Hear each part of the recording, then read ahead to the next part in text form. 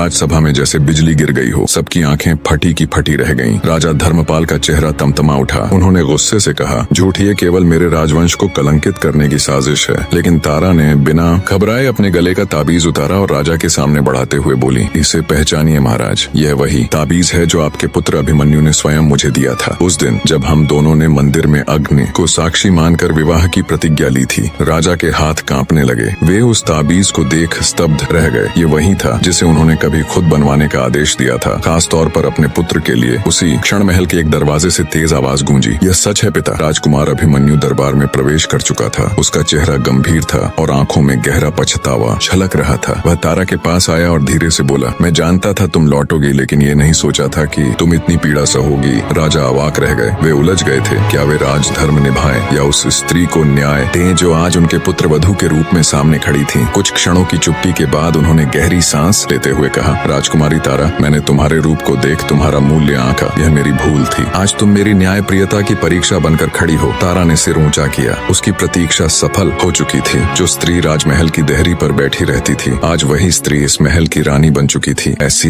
ही और कहानी के लिए सब्सक्राइब करें।